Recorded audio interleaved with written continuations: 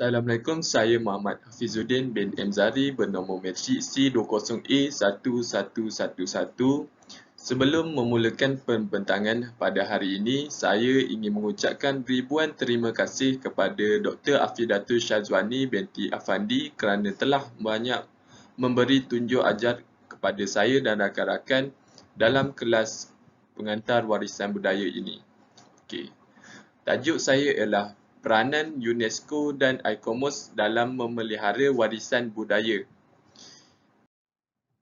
Pendahuluan, warisan budaya ialah peninggalan artifak fizikal dan ciri tidak ketara sesebuah kelompok atau masyarakat yang diwarisi daripada generasi terdahulu.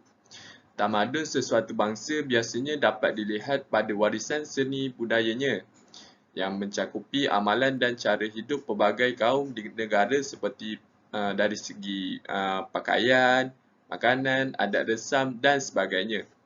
Melalui warisan budaya, kita mengetahui asal-usul kita sendiri serta susul galur yang terdahulu dapat dijadikan pengajaran untuk masyarakat pada masa kini. Okey, objektif kajian bagi tugasan ini ialah mengkaji peranan pihak UNESCO dan ICOMOS, seterusnya mengenal pasti tujuan pihak UNESCO dan ICOMOS dalam memelihara warisan budaya. Okey, sekarang masuk pada huraian dan perbincangan UNESCO dan ICOMOS.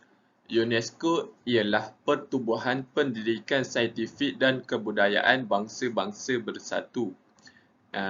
UNESCO dicipta pada tahun 1946. UNESCO pada asalnya membina semula sekolah perpustakaan dan muzium yang musnah di Eropah semasa Perang Dunia Kedua.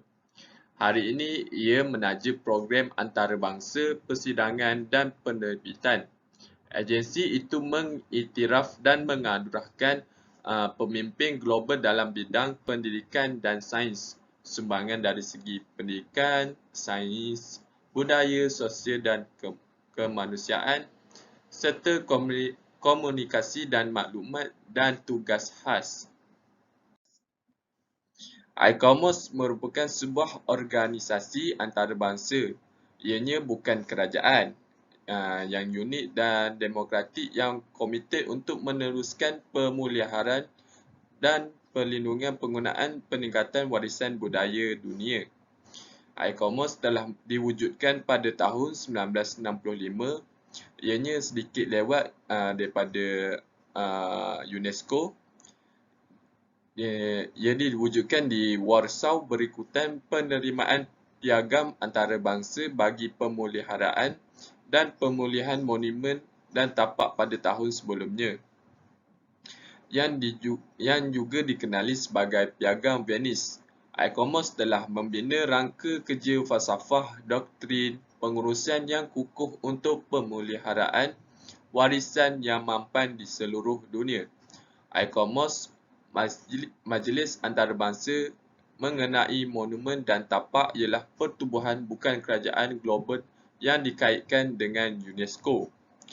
Misinya adalah untuk mempromosikan pemeliharaan, perlindungan, penggunaan dan peningkatan monumen, kompleks bangunan dan tapak. Ia mengambil bahagian dalam pembangunan doktrin dan evolusi pengedaran idea dan menjalankan advokasi. Seterusnya masuk pada huraian dan perbincangan objektif. Yang pertama, memastikan peranan UNESCO dan ICOMOS berjalan lancar.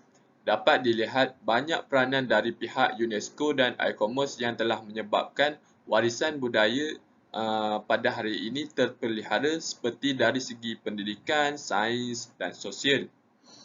Mengenal pasti warisan budaya terpelihara melalui peranan UNESCO dan ICOMOS.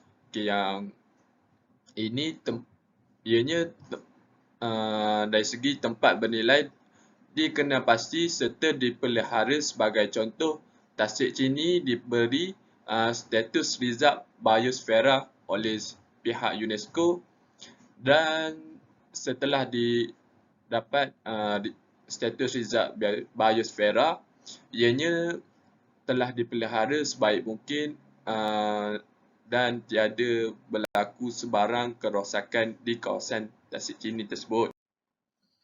Okey, kesimpulannya, dapat dilihat bahawa peranan UNESCO dan ICOMOS telah banyak menyebabkan warisan budaya terpelihara sejak pertubuhannya badan-badan ini.